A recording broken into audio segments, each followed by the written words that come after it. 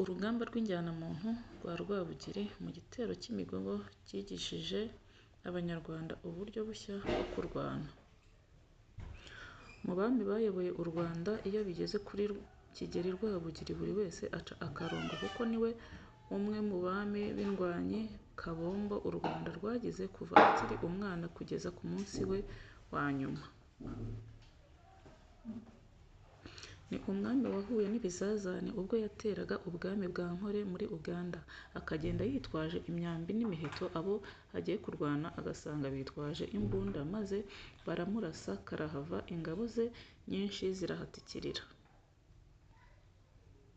Uburyo yari indwanyi yatashye agatoki agakubita ku kandi, abigira amayeri, maze aza gusubirayo ahakora akantu. Bazibiranijwe n'amasasu n'imbunda by'Abanyankole, niko gutabaza Rwabugili aho yari mu bitero yagabye mu burengerazuba bw'u Rwanda. Rwabugili n'ingabo ze bitabye Nyamuhenda ngo baze gukuraho igisuzuguro cy'Abanyankole ku Rwanda, kuko byari ubwa mbere mu mateka Rwabugili atsindwa n'Abanyankole. Bakoranyije abaturage, abagabo n'abasore ngo bitegure bagabe ikindi gitero bivaneho icyo gisuzuguriro. Bakigera i Rutaraka babanje kwitoza uko bazarwana urwo rugamba, mu gihe ingabo zasesekaye zitegereje izindi ko zihagera ngo bashoze urugamba. Nibwo bitoyemo imitwe ibiri, umwe bawitirira Abanyankole, undi bawitirira Abanyarwanda. Barakirana karahava, umutwe w'Abanyarwanda utsinda uw'Abanyankole. Bihita bibaha igihamya ko Abanyarwanda bazatsinda Abanyankole. Mu gihe bari mu myitozo y'uko bazivugana Abanyankole, Rwabugili yari yataburukiye mu rugo rwe rwari i Gatsibo. Aho agarukiye atangira gushyiraho abagaba b'ingabo b'icyo gitero. Hatoranyijwe Nyamuhenda wa Kajeje n'ingabo z'Ibisumizi yari akuriye nk'umugaba wazo ngo bajye kurwana n'Abanyankole.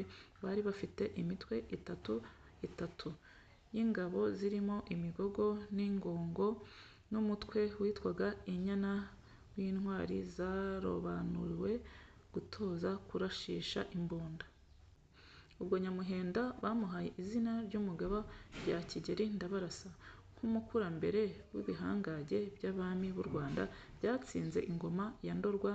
Bamuha n'umugaba wungirije Ruvuzacyuma rwa Semuzigura watwaraga umutwe w'ingabo z'Abadahemuka. Rwabugili amuha izina ry'umugaba rya Mibambwe Sekarongoro Mutabazi, kuko ari we wabashije gutsinda Abanyoro akabatsinsura burundu ubutazagaruka gutera u Rwanda. Ibigwi by'abo bami bagirije ayo mahanga byahesheje u Rwanda ubugabo bwo guhangana n'Abanyankole. Umutasi wa Rwabugili muri icyo gihe yari Kambwa ka Rwakarengwa.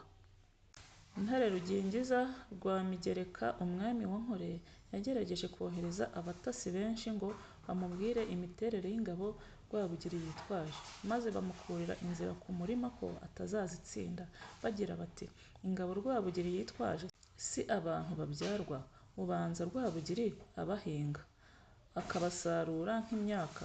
Ikiruta ni uko twagirana imishyikirano tukabasubiza inka zabo, naho ubundi ntituzabakira." Icyakora Ntare yanze kumva izo nama z'abatasi be, akomeza kurasa mu ngerero z'ingabo z'u Rwanda by'ubushotoranyi, yiringiye imbunda yahawe n'Abongereza, yibwira ko ari we uzifite wenyine. Ntamenye ko na Rwabugili yari afite umutwe w'ingabo ugizwe n'abagabo b'inkorokoro 60 barwanishaga imbunda bitwaga iby'imigiri. Nyuma yo kurushaho gutekereza ku magambo Nyamuhenda yamubwiye y'uburyo barashwe n'ingabo z'Abanyankole, bagahitamo kugaruka kugira ngo zitabamara, yahise abaha igitekerezo ati: "Ndabona muri iriya myuko bafite hari ikintu gishamitseho kimeze nk'ishami ry'igiti bakurura kigakaka, hanyuma bagahita bakurura akandi kari munsi yaho bakohereza umuriro mu kirere. None ubwo bimeze bityo, nibarasa hejuru nibajya batangira gukurura kiriya kintu kigakaka, mujye muhita muryama, kuko nabonye gitinda mu kugikurura. Nibamara kuboherezamo uriya muriro bitegura kongera gukurura cya kintu gikaka nabonye kikabatwara umwanya, mujye muhita mubyuka n'ingoga mwoherezeyo imyambi n'amacumu.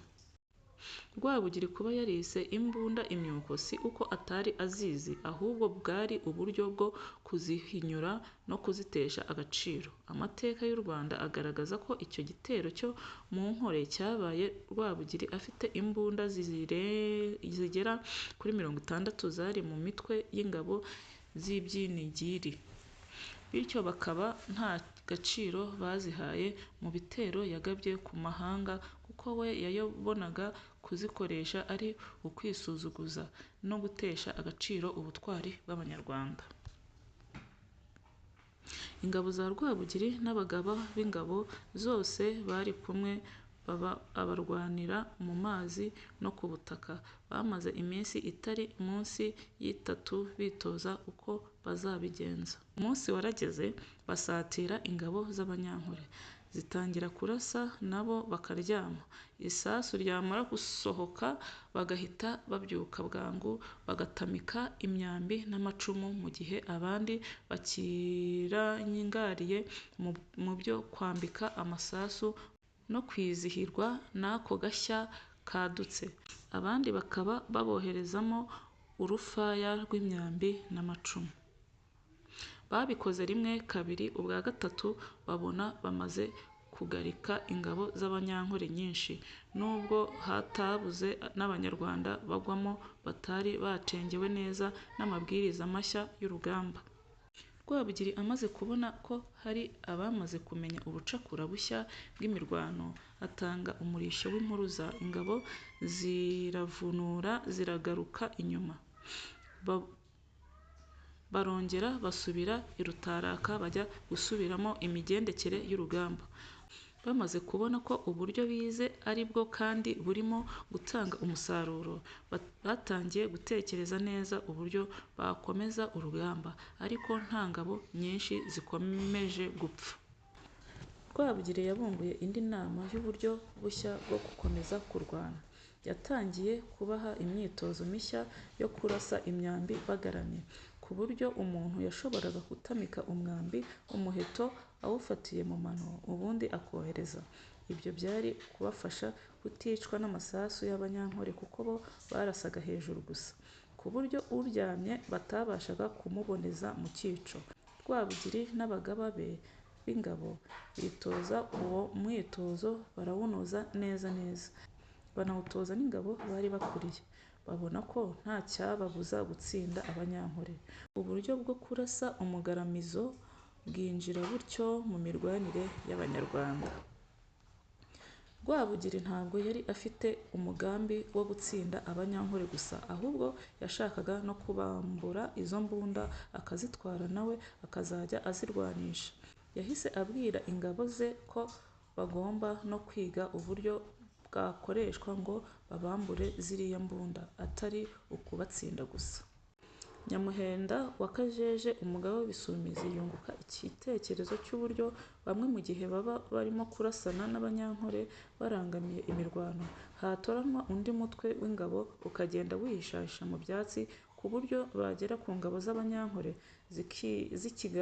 zikirangamiye imirwano, bakazifata mpiri bakazambura izo mbunda. Dore ko muri icyo gihe habaga ibyo bitero muri Gashyantare mu mwaka w'1894, ibyatsi by'umukenke biboneka muri ako karere k'iburasirazuba byari byishimiye imvura y'umuhindo, byari byarakuze cyane, ku buryo umuntu yashoboraga kugendamo akambakamba cyangwa se akicaramo ntumubone. Aho niho bungukiye igitekerezo gikomeye cyo gufata imitwe y'ingabo irimo abagabo b'abanyambaraga, bakagenda bakambakamba nk'ibikururanda, bakagera mu rugerero hagati babatunguye, bakabambura izo mbunda. Uburyo bushya bw'imirwanire bwatanze umusaruro mwinshi muri icyo gitero, kuko abatamikaga bagaramye boherezaga imyambi n'amacumu akica ingabo z'Abanyankole gitunguro, batabona ubarasa uwo ari we. Abakusha bagenda babyuka baryama bahaguruka bicara, nibo barangaje ingabo z'Abanyankore. Noneho ntibamenya ko hari indi mitwe y'ingabo igiye kubagwa gitumo, indi irimo kubarasa iryamye. Icyo gitero cyarangiye u Rwanda rutsinze Abanyankore, barabica ku buryo bukomeye kugeza ubwo mu kugaruka bambukaga Abanyarwanda bifashishije imirambo y'Abanyankore ngo bambuke umugezi.